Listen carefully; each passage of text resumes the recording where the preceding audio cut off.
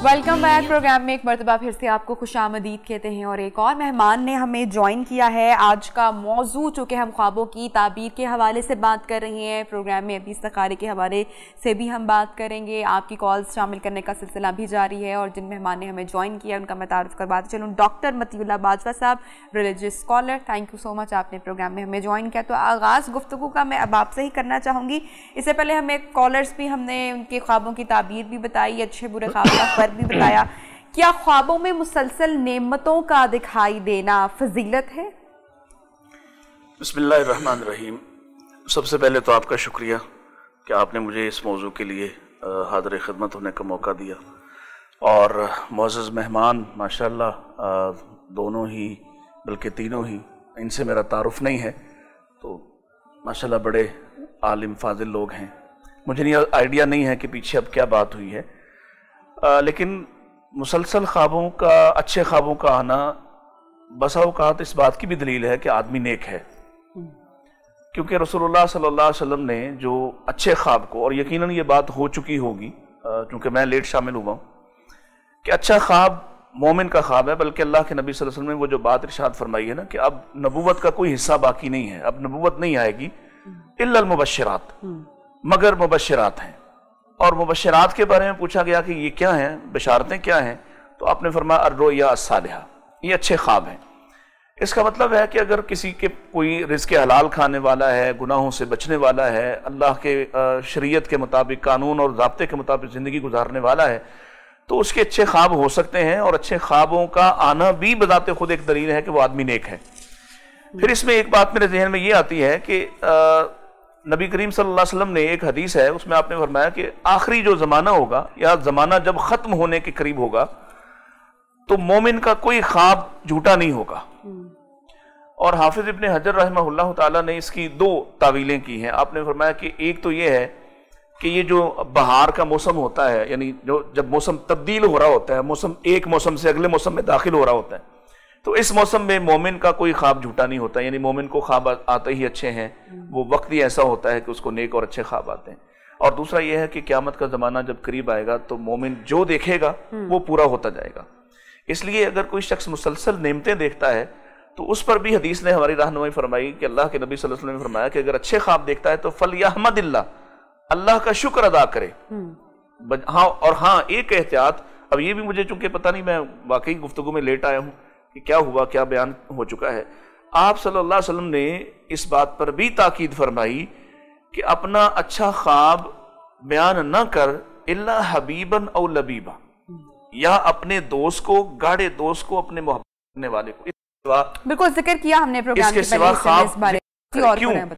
इसलिए कि अगर आप किसी अपने ऐसे शख्स से, मुआनिद से, अपने मुखालिफ से, अपने ऐसा आदमी जो आपसे हसद करने वाला है, उसको ख्वाब बयान करते हैं तो वो ख्वाब की ताबीर आपको ऐसी बताएगा। ख्वाब की ताबीर बयान जिसको कर रहे हैं, कैसे पहुंचा जाए ऐसे शख्स तक? क्या वो कोई भी आपके पास, आपकी गिरदोनवाह में कोई भी आलिम हो सकता है, आलिम फाजिल हो सकता है, या उसके लिए भी ये क्राइटेरिया है कि वो भी ख्वाबों की ताबीर को जनाब जानता हो? देखिए, ये एक पूरा फ़न है। पहली बात तो है कि दीन का कमा हक़ हो, उसे इल्म हो, और उसके बाद उसकी एक स्पेशलाइजेशन है ताबीर और रोया की जी। जो खैरुल कुरून के अदवार थे, सहाबा इकराम के और ताबईन के और तबा ताबईन के, उस दौर में भी, हालांकि वो बड़ी मुकद्दस और पाकीज़ा हस्तियां थी, लेकिन हर एक ख्वाब की ताबीर नहीं बयान करता था। उस दौर में भी इसके माहिरीन होते थे और उस पर किताबें भी चंद लोगों ने लिखी हैं। लिहाजा ऐसा बंदा तलाश करें जो आप समझते हैं, जिसने इल्म भी हासिल किया और फिर इसमें महारत हासिल की है, और वो आपको सही ताबीर बताएगा। ठीक है जी, सोनिया हमारे साथ मौजूद है, उनका सवाल शामिल करते हैं। अस्सलाम वालेकुम सोनिया, क्या पूछना चाहेंगी? जी सोनिया पूछिएगा, आपको सुन पा रहे हैं हम। जी मैं पूछना चाहती हूँ, जी अगर घर में से कोई मेरी अपने घर पे ठीक है, ख्वाब में नहीं आती, तो वो कहते हैं अगर आपकी आवाज हम ठीक से नहीं सुन पा रहे हैं, आवाज थोड़ी सी इको हो रही है। अगर आप अपना सवाल जल्दी से दोबारा रिपीट कर देंगी। اچھا ٹھیک ہے, سونیا کا سوال ہم نے سن لیا ہے کہ سونیا جاننا یہ چاہ رہی ہیں کہ جو ان سے بچھڑے ہوئے لوگ ہیں یا جو مرے ہوئے لوگ ہیں یا جو ان کے عزیز لوگ ہیں جو بچھڑ چکے ہیں وہ ان کو خواب میں دوبارہ نظر نہیں آ رہے, تو کیا وہ ان سے ناراض ہیں یا روٹھ چکے ہیں؟ وہ اس سوال کا جواب جاننا چاہ رہی ہیں. نبیہ اس کا کوئی تعلق کوئی نہیں ہے اس بات سے کہ جو مر جائیں وہ لازمی خوابوں میں آئیں یا نہ آئیں. یہ اس کا کوئی نہ کوئی شرعی تعلق ہے, نہ کوئی روحانی, نہ ظاہری بات ہے. کئی لوگوں کو خواب بہت زیادہ آتے ہیں, کئیوں کو بالکل نہیں آتے. اب یہ تو انسان کی ڈیپینڈ کرتا ہے, اس کی شعوری اور لا شعوری طاقت پہ ڈیپینڈ کرتا ہے کہ وہ ایک بندہ ایک رات میں 3-4 بار خواب دیکھتا ہے, ایک بندے کو مہینوں خواب نہیں آتے, اور کئی لوگوں کو سچے خواب آتے ہیں. اور جو اب وہ اس بات کا تو تعین ہی نہیں ہے کہ ایک عبادت گزار کو سچے خواب آ سکتے ہیں یا نہیں آ سکتے, یا ایک گنہگار کو سچے خواب آ سکتے ہیں کہ نہیں آ سکتے. قرآن پاک کو ہی ہم دیکھ لیں تو جب قرآن پاک میں وہ یوسف علیہ السلام کا جو واقعہ ہے اس میں بھی وہ جو بادشاہ تھا وہ کوئی نیک تھوڑی تھا, وہ تو کافر تھا, اس کو تو خواب آیا, وہ بھینسیں اس نے دیکھی. یہ تو کوئی یہ تعین نہیں ہے. اگر اس کو خواب نہیں آ رہے تو اس کا کوئی تعلق نہیں. ہاں اگر استخارہ کی دعا پڑھ کے پھر اگر سو جایا جائے اور اللہ تعالیٰ سے پوچھا اور جائے, کسی شخص سے جو ہے وہ خواب میں ملنے کی خواہش کا اظہار کیا جائے, وہ بھی استخارے سے ہو سکتا ہے. دیکھیں اگر آپ نے ہر کام اللہ تعالیٰ کے ساتھ اللہ کے ساتھ کرنا ہے کہ اللہ تعالیٰ سے اگر آپ رجوع کر کے اللہ سے پوچھ لیں یا اللہ سے یہ عرض کر لیں دعائے حاجت کے ساتھ دعائے حاجت کے ساتھ کہ مجھے ان سے ملا دیں یا ان کی کوئی خبر مل جائے, تو اللہ تعالیٰ کے قبضہ قدرت میں تو کسی چیز کی کمی نہیں. اور اکثر ہم سے جب بچھڑے ہوئے لوگ ہوتے ہیں ان کو اکثر اگر اچھے حال میں دیکھنا یا ان کو برے حال میں دیکھنا یہ بھی کسی چیز کی نشاندہی کرتا ہے. دیکھیں اب یہ اگر ہم تاریخ کے دوراہوں کو اٹھائیں تو بعض لوگ جو اس دنیا سے چلے جاتے ہیں, اللہ تعالیٰ نے اگر بندے کے اوپر رحمتوں اور برکتوں کا سلسلہ کرنا ہوتا ہے تو خواب میں کوئی آ کے یہ بتایا جائے کہ میرے لیے کوئی صدقہ کر دو یا کوئی پڑھ دو یا کچھ کر دو, یہ تو اس بندے کی قسمت کے اوپر بھی چلا جاتا ہے کہ اللہ تعالیٰ اس بندے کو پھر بھی عزیز رکھتے ہیں, اس بندے کو پھر بھی اپنا قرب دینا چاہتے ہیں. اگر جو اس دنیا سے چلے جائیں ان کے لیے تو ان کے تو اعمال بند ہو گئے, ان کے لیے تو ہم ہی ہیں جو نیک بندہ کام دنیا میں کر جاتا ہے یا اپنی اچھی اولاد چھوڑ جاتا ہے یا کوئی پانی کا کنواں بنا جاتا ہے یا کوئی مسجد بنا جاتا ہے, تو یہی تو اعمال ہے.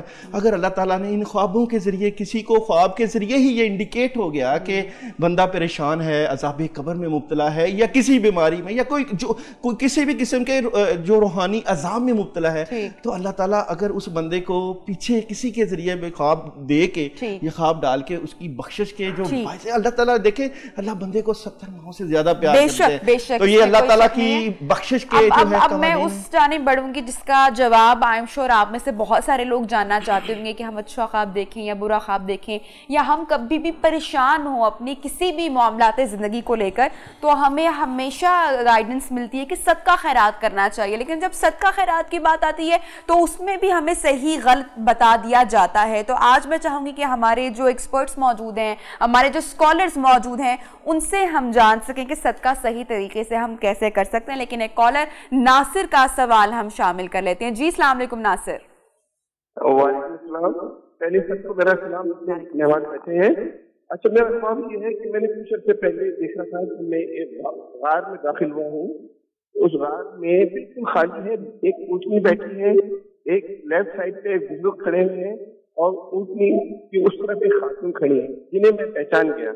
تو میں نے وہ جناب سیدہ صلوات اللہ علیہ کی, تو میں نے ان سے پوچھا یہ بزرگ کون ہے.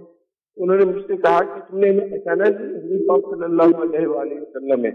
تو وہ بزرگ اونٹنی پہ بیٹھے اور مجھے اشارہ کیا کہ تم بھی بیٹھے. تو میں بھی اس اونٹنی پہ ان کے پیچھے بیٹھ گیا. تو جیسے اونٹنی اٹھنے لگی تو میں تھوڑا سلپ ہونے لگا, تو لیکن اس اونٹنی کے بال ہوتے ہیں نا بیک سائڈ بیک پہ, تو وہ میں نے پکڑ لیے تو میں سلپ نہیں ہوا اور میری آنکھ کھل گئی. کائنڈلی ذرا مجھے بتائیے پلیز.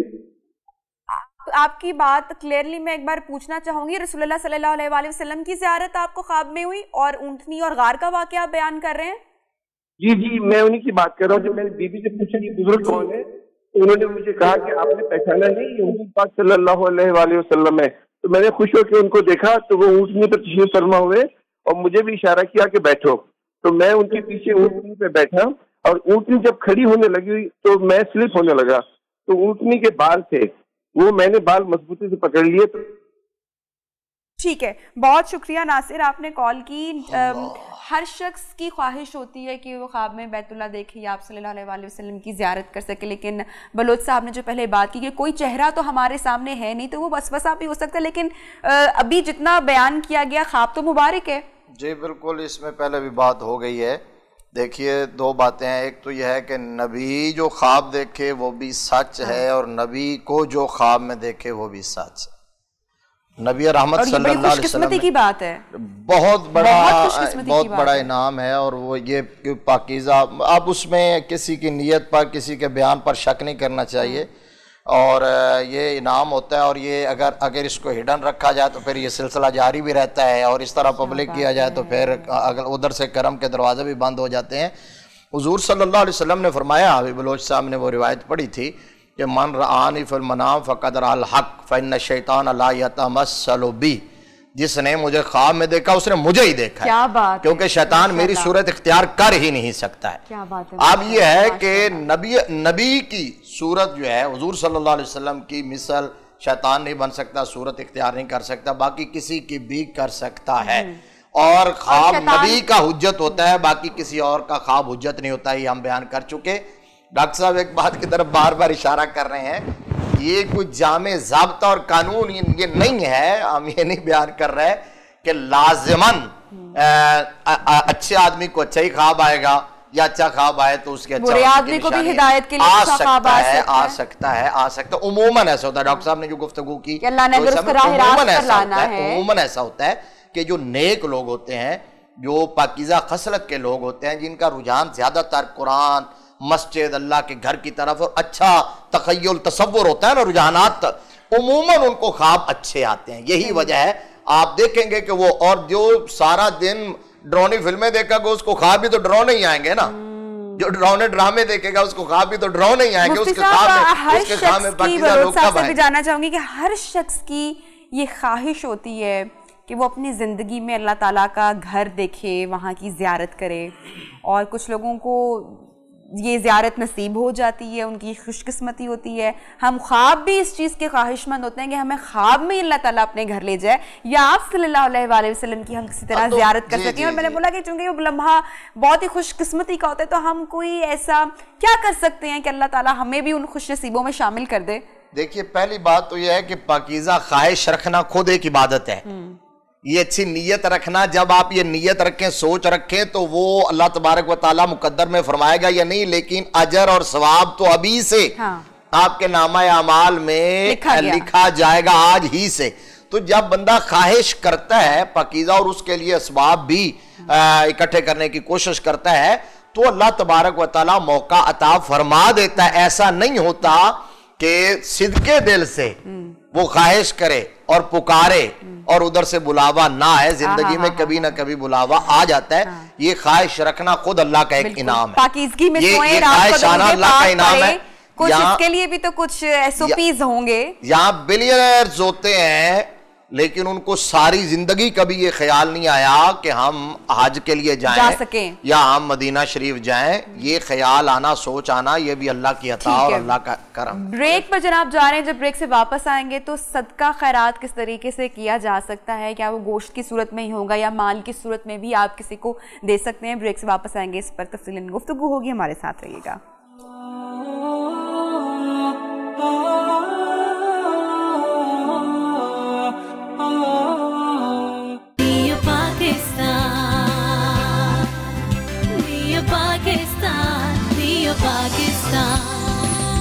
ویلکم بیک، پروگرام میں آپ کو خوش آمدید کہتے ہیں، اور بریک سے پہلے ہم نے ذکر کیا تھا کہ صدقہ خیرات کے اندر بھی ہم نے اتنے لمٹس رکھ دی ہیں کہ نہیں صرف گوشت کی صورت میں ہی صدقہ دینا چاہیے، خیرات کرنی ہے اور صرف گوشت کی صورت میں ہی کرنی چاہیے۔ پھر ہم اپنے آس پاس کے لوگوں کو چھوڑ کر، اپنے غریب رشتہ داروں کو چھوڑ کر، اپنے ہمسایوں کو چھوڑ کر ہم باہر کہیں دور دراز کسی فقیر یا سائل کو تلاشنے چلے جاتے ہیں۔ تو ذرا اس پر بھی بات کرتے ہیں، اور ہم نے اکثر یہ بھی سنا ہے کہ جب آپ کسی کو صدقہ دیں تو اس شخص کو بتائیں کہ بھئی یہ صدقہ دیا جا رہا ہے، ورنہ صدقہ قبول نہیں ہوگا۔ تو کیا دل آزاری نہیں ہوگی ایسے شخص کی؟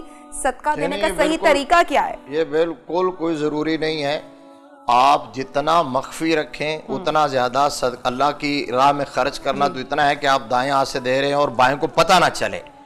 آپ اس کو کسی بھی طریقے سے دے سکتے ہیں، آپ کی طرف سے ادائیگی ہو جائے گی اور قبول ہو جائے گا۔ اور دوسری بات یہ کہ صدقہ جو ہے وہ تو اس میں تو کوئی شک ہی نہیں ہے، اس کا تعلق آپ نے کہا نا خواب، برے خواب کے ساتھ نہیں ہے. صدقہ تو بندے کو زندگی میں دیتے رہنا چاہیے، کیونکہ بلاؤں کو ٹالنے کے حوالے سے جتنا صدقہ کارگر ہے، اور قرآن و حدیث میں اس کے انبار لگے ہوئے. اگلی بات کہ صدقہ دینا کہاں ہے، یہ نہیں ہے کہ آپ جہاں مرضی جس کو مرضی دے کے چلے گئے اور آپ کی ادائیگی ہو گئی. آپ مستحق کو تلاش کریں کہ وہ مستحق ہے بھی کہ نہیں ہے، اور آپ کے قریبی لوگوں میں، آپ کے دائیں بائیں محلے میں، ہمسایوں میں، اعزا و اقربا میں لوگ موجود ہوتے ہیں جو مستحق ہوں، ان کو صدقہ دیں. اور صدقہ وہ دیں جس کی اس مستحق کو زیادہ ضرورت ہو اور اس کے لیے وہ فائدہ مند ہو. ضروری نہیں ہے کہ گوشت ہی کا صدقہ ہو، آپ پیسے کی صورت میں، کپڑے کی صورت میں، راشن کی صورت میں، گوشت کی صورت میں بھی ہو سکتا ہے. یہ جو شرائط لگا دیں گی کہ کالا بکرا ہو اور گوشت ہو اور اس کو پہاڑ پہ رکھ دیا جائے، چھت پہ رکھ دیا جائے، راوی میں پھینک دیا جائے، یہ سب فضول باتیں ہیں.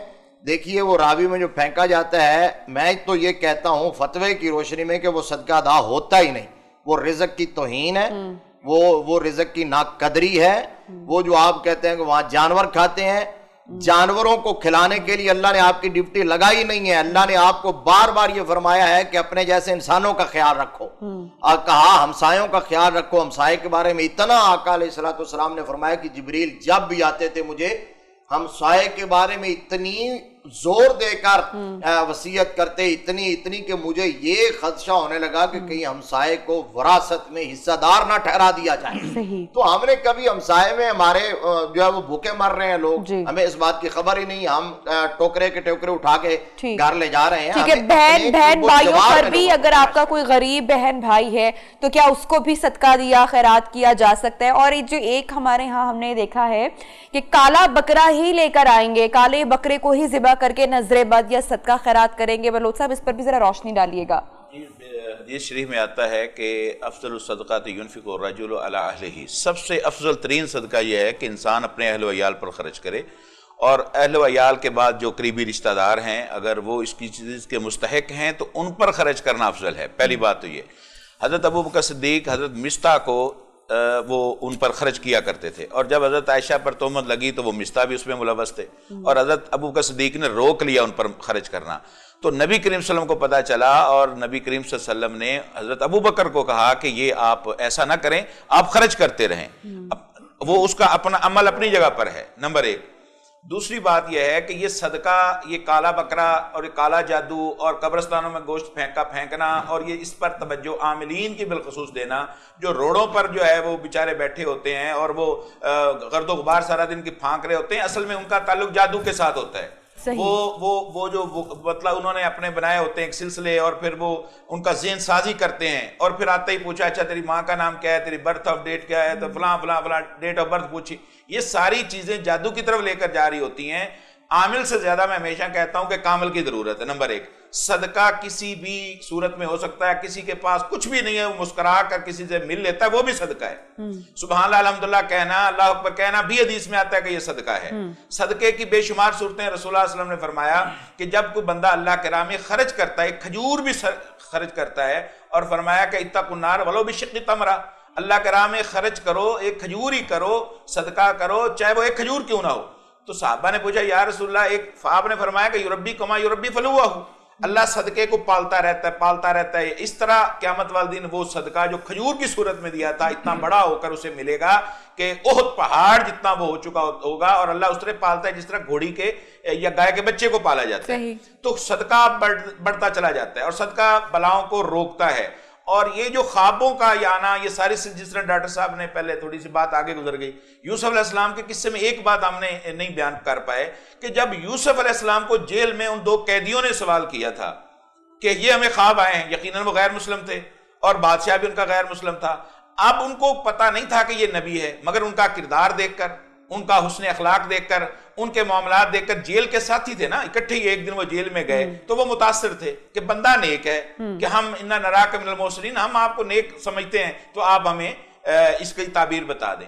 اب ان یوسف علیہ السلام نے تعبیر بتانے سے پہلے قرآن میں آتا ہے کہ توحید کی دعوت دی ہے، ان کو شرک سے روکا ہے، بعد میں جا کر پھر ان کو کہا کہ اچھا اب میں آپ کو اس کی تعبیر بتاتا ہوں. اس کا مطلب یہ ہے کہ جب آپ کے پاس کوئی سوال اس طرح کا لے کر آئے تو علماء حق کو چاہیے کہ ان کی اصلاح کے باتیں کریں، کیونکہ آپ کو ضرورت مند ہے، آپ کی بات سنے گا. تو یوسف علیہ السلام نے پہلے ان کو توحید کی دعوت دی. ارباب متفرقون ام اللہ الواحد القہار، اے میرے جیل کے ساتھیوں یہ بتاؤ کہ کئی خداؤں کو ماننے والا بہتر ہے یا ایک اللہ واحد القہار کو ماننے والا بہتر ہے؟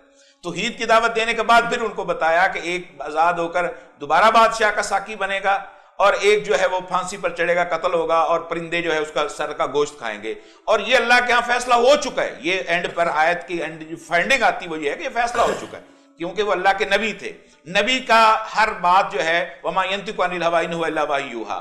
اب رہ گئی بات جو ہے، اگر آپ اس طرف آئیں کہ صدقہ و خیرات، اس کے سلسلے جس طرح بہت اچھی بات کی کہ پرندوں کو ہمارے ذمے میں اللہ نے نہیں دیے، ہم مکلف ہیں اپنے جیسے انسانوں کی ضرورت کو پورا کرنے کے لیے. زکوٰۃ کس کو دینی ہے؟ قرآن مجید میں 8 مصارف ہیں، انما الصدقات للفقراء والمساکین. 8 مصارف ہیں صدقات زکوٰۃ وہاں خرچ کی جا سکتی ہے، اس کے باہر نہیں.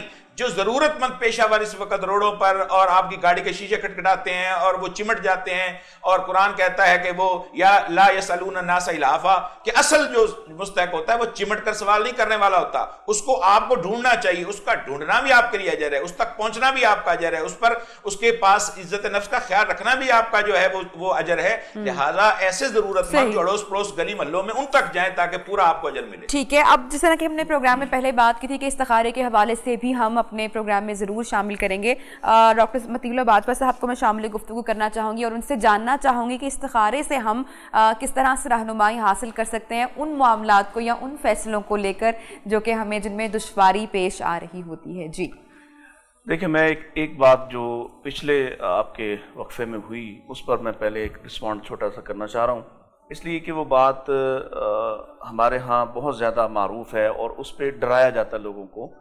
اور میں آف کیمرہ آپ سے وہ بات ہم کر بھی رہے تھے کہ یہ کہنا کہ آپ کے والدین میرے خواب میں آئے ہیں یا کوئی میں نے مردہ کسی کو خواب میں دیکھا ہے، اور اس بنیاد پہ لوگوں کو ڈرا دھمکا کر ان سے مال بٹورنا، یہ بہت زیادتی اور ظلم ہے.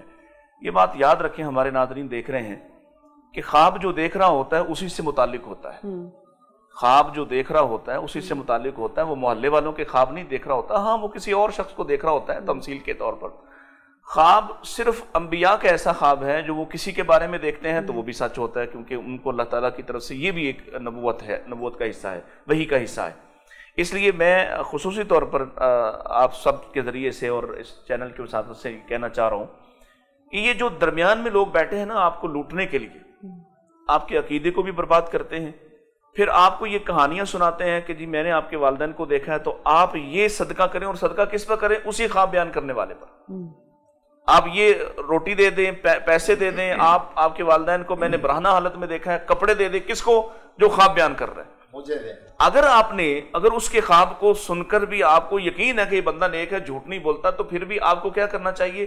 ایسے لوگوں کو دینا چاہیے جو مستحق ہیں، جن کی بات میرے دونوں فاضل دوستوں نے کی ہے کہ جو مستحق ہیں. اور مستحقین میں بھی سب سے پہلا حق آپ کے اپنے قرابت داروں کا ہے، اور قرابت داری کا جو سلسلہ شروع ہوتا ہے وہ بہن بھائیوں سے شروع ہوتا ہے، وہ کسی تیسرے محلے کے لوگوں رشتہ داروں سے نہیں ہوتا. سب سے پہلے اگر آپ کا اپنا بھائی بھوکا ہے اور آپ سمجھ رہے ہیں کہ آپ دنیا والوں کو دیکھ کر بڑے مطمئن ہیں، تو آپ نے ظلم کیا کہ سب سے پہلے تو آپ کو یہ حکم تھا ایوتوا ذوی القربیٰ، سب سے پہلے اپنے قرابت داروں کو دینا تھا، اپنی ماں کے ہاں سے پیدا ہونے والے، ایک پیٹ سے پیدا ہونے والوں کو دینا تھا. اگر آپ کی بہن بھوکی ہے اور آپ ساری دنیا پہ خیرات کرتے پھرتے ہیں تو اس کا کوئی فائدہ اور کوئی اجر نہیں ہوگا. ایک بات تو یہ ہے. دوسری بات یہ ہے کہ یہ جو ہے استخارہ کی بات، تو پہلی بات میں یہاں سے ہی شروع کر دوں کہ استخارہ بھی ایک اصل میں دعا ہے، اللہ سے مشورہ ہے، اور اللہ تعالیٰ کے ذمے لگانے والی بات ہے کہ میں اگر اس کام میں میرے لیے وہ آپ اس روایت کو اور اس دعا کو اگر آپ چلائیں اپنے چینل کی اس کے اوپر اسکرین کے اوپر، تو اس کے الفاظ ہی یہ ہیں کہ اللہ اگر اس میں میرے لیے کوئی شر ہے تو اس شر کو دور کر دے، میرے لیے اس میں خیر پیدا کر دے، اس میں خیر ہے تو مجھے اس خیر تک پہنچا دے. ڈاکٹر صاحب ایک بات یہاں پہ ضروری مجھے بات کرنی ہے کہ ہم یہاں پہ خود استخارہ نہیں کرتے، اور استخارے والی جو آنٹیاں ہمارے آس پاس ہوتی ہیں، میں اس طرف آ رہا ہوں. ہم کیا کرتے ہیں؟ پہلی بات تو یہ ہے کہ ہم اللہ کے نبی صلی اللہ علیہ وسلم کے صحابہ تو کہتے ہیں کہ ہمیں استخارہ کی دعا اس طرح سکھائی جاتی جیسے کوئی قرآن کی سورت ہو. اور ہم ہر کام میں اللہ سے مشورہ کرتے، اور قطعاً اس کے لیے ضروری نہیں ہے کہ کوئی آدمی سوئے، اور قطعاً ضروری نہیں ہے کہ کسی آدمی کو خواب آئے اور خواب آئے نہ وہ سمجھے کہ میرا استخارہ ٹھیک ہوا ہے، اس سے کوئی تعلق نہیں اس بات کا. یہ اللہ سے دعا کرنا ہے اور دعا کر کے اطمینان حاصل کرنا ہے. آپ دو نتائج پہ تھے، آپ کے ذہن میں دو باتیں تھی کسی کام کو کرنے میں. ایک کام کے بارے، ایک بات کے بارے میں یا ایک فیصلے کے بارے میں آپ مطمئن ہو گئے کہ میں یہ کام کر لیتا ہوں. آپ نے کیلکولیشنز کی ہیں، جاگتے ہوئے کیلکولیشنز کی ہیں کہ اچھا اس کام میں میرے لیے خیر ہے، ساتھ آپ نے استخارہ کی دعا کر لی. اب اللہ تعالیٰ انشاءاللہ العزیز آپ کی اس خیر کی طلب کے لیے آپ کی رہنمائی کرے گا. اگر تو آپ کو یہ خواب آ سکتا ہے خواب کوئی رہنمائی مل سکتی ہے، لیکن اس کا تعلق قطعاً استخارہ سے نہیں ہے کہ لازمی ضرور اس کو رہنمائی ملے گی. دوسری بات یہ ہے کہ دوسروں سے استخارہ کروانا، چلیں کوئی نیک آدمی ہے تو اس سے کروایا بھی جا سکتا ہے، لیکن یہ جو دکانیں کھل گئیں آن لائن استخارہ اور لائیو استخارہ، یہ تو جھوٹ ہے اور اس کا کوئی تعلق نہیں شریعت سے. اور جو دعا آپ اپنے رب سے اپنے لیے خود گڑ گڑا کر مانگ کوئی دوسرا کیسے کر سکتا ہے؟ وہ کوئی دوسرا کیسے آپ کے لیے وہ کر سکتا ہے؟ بلوچ صاحب بریک پہ جائیں گے، جب بریک سے واپس آئیں گے تو ہم گفتگو کو یہیں سے آگے بڑھائیں گے. دعائے حاجت اور استخارہ میں کیا فرق ہے، اس پر بھی بات کریں گے. ہمارے ساتھ رہیے گا.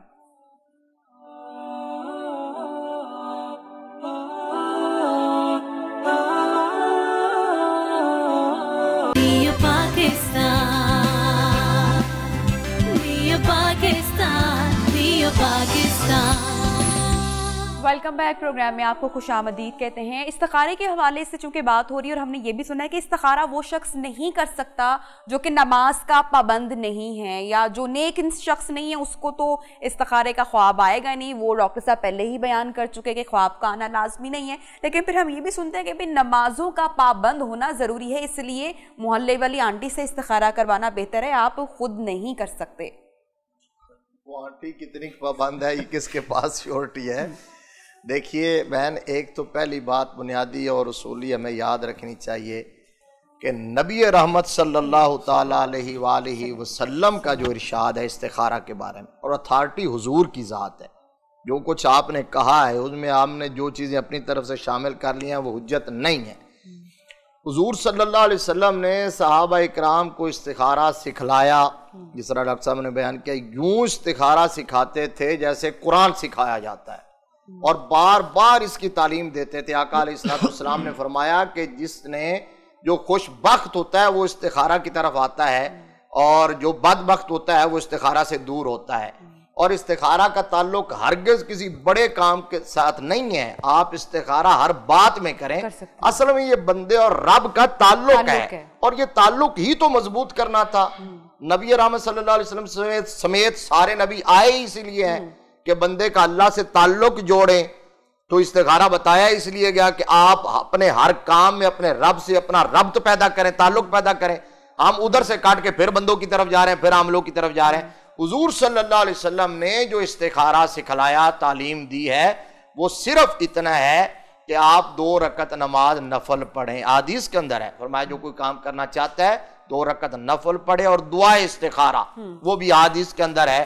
وہ دعائے استخارہ جو اگر ہمارے ناظرین سن رہے ہیں، اگر کوئی کرنا چاہتا ہے تو وہ کہیں سے بھی وہ استخارہ کی کتاب لے گا تو وہ دعا پوری حدیث کی کتب میں لکھی ہوئی ہے، وہ وہاں سے لے لے. آپ اگر آپ کے پاس اویلیبل ہو تو اپنی سکرین پہ چلا دیں.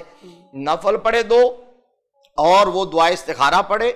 ذہن میں یہ رکھے یا اللہ میں یہ کام شروع کرنے جا رہا ہوں، یہ میرے لیے بہتر ہے تو اس کو پایا تکمیل تک پہنچا دے اور میرے لیے اس میں آسانی پیدا فرما دے.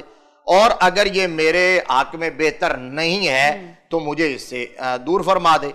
تو اب یہ ہے جب استخارہ بندہ کر لیتا ہے تو اس کا مطلب یہ ہے کہ اس نے اپنا معاملہ اللہ کے سپرد کر دیا ہے.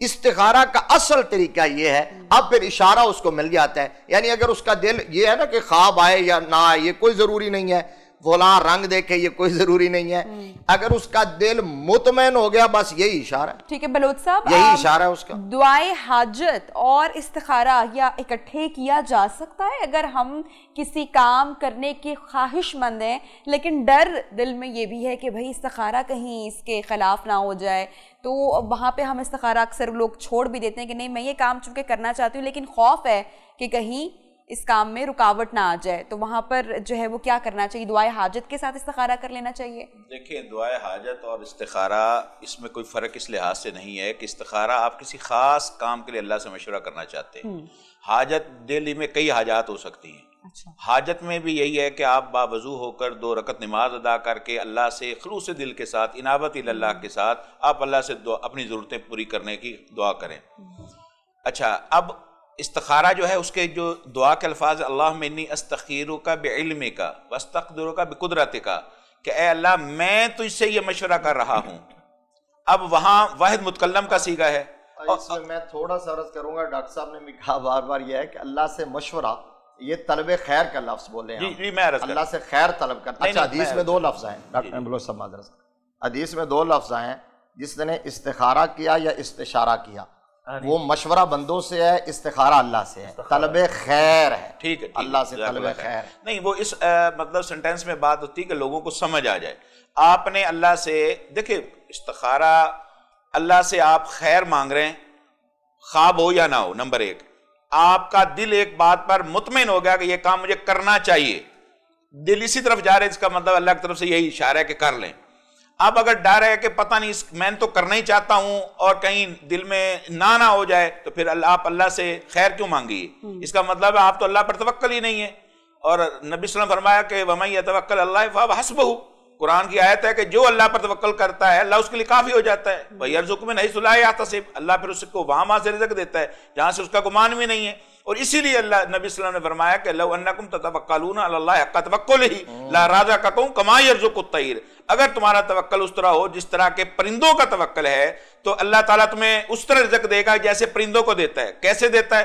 تغدو خماسا وتروح بطانا، صبح جب وہ نکلتے ہیں تو کوئی جاب نہیں، کوئی بینک بیلنس نہیں، کوئی ان کی فیکٹری نہیں، وہ خالی پیٹ نکلتے ہیں اور واپس آتے ہیں تو اپنے پیٹ بھی بھرے ہوتے ہیں اور بچوں کے لیے بھی لے کر آتے ہیں۔ تو یہ جو آپ اللہ تعالیٰ سے خیر مانگ رہے ہیں تو پھر آپ کا ایمان کہاں ہے؟ اور وہاں یہ ہے کہ اللہ واحد متکلم کا صیغہ، میں تجھ سے یہ خیر مانگ رہا ہوں، میرے لیے بہتر ہے تو آسان کر دے، برا ہے وہاں لفظ ہے دعا کے اندر ان ھذا الامر خیر لی فی دینی و معاشی، اگر یہ کام اس کام کا وہاں نام بھی لیا جا سکتا ہے، اگر نام بھی لیں تو اللہ کو آپ کی نیت کا پتہ ہے، یہ کام میرے دین کے لیے، میری معیشت کے لیے، معاشرت کے لیے بہتر ہے تو آسان کر دے۔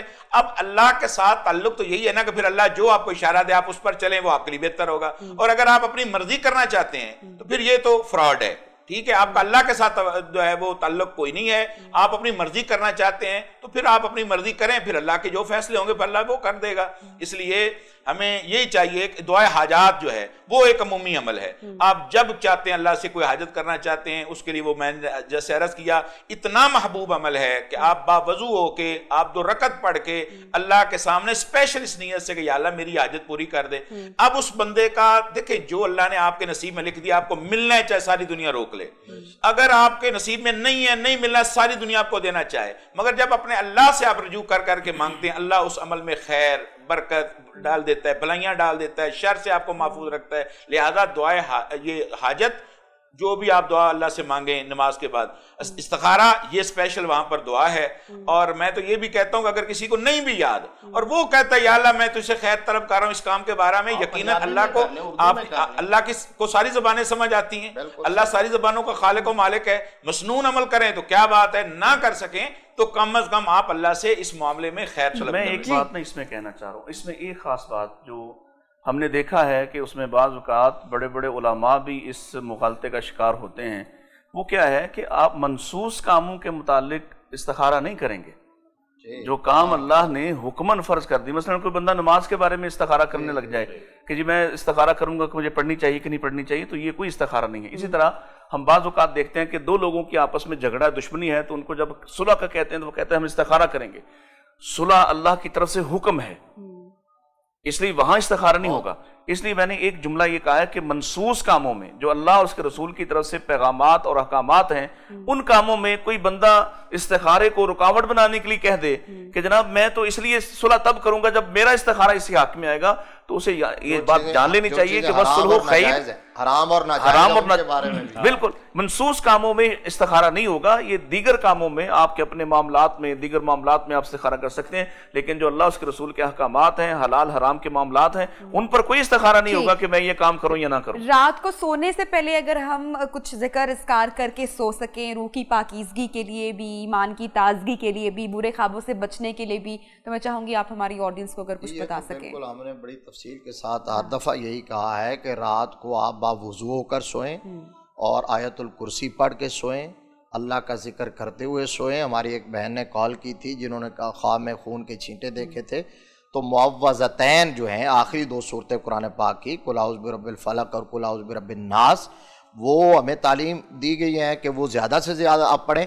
अल्लाह का जिक्र करते हुए इशा की नमाज़ पढ़ने के बाद बावुज़ू होकर अगर आप सोएंगे तो इंशाअल्लाहुल अज़ीज़ ख्वाब भी आएंगे तो अच्छे आएंगे। और इस्तिखारा में एक बात ये भी क्लियर ज़रूरी कर लें, नबी रहमत सल्लल्लाहु अलैहि वसल्लम ने फरमाया जब आपने इस्तिखारा कर लिया तो अब नतीजा जो भी हो वो आपके हक में बेहतर है।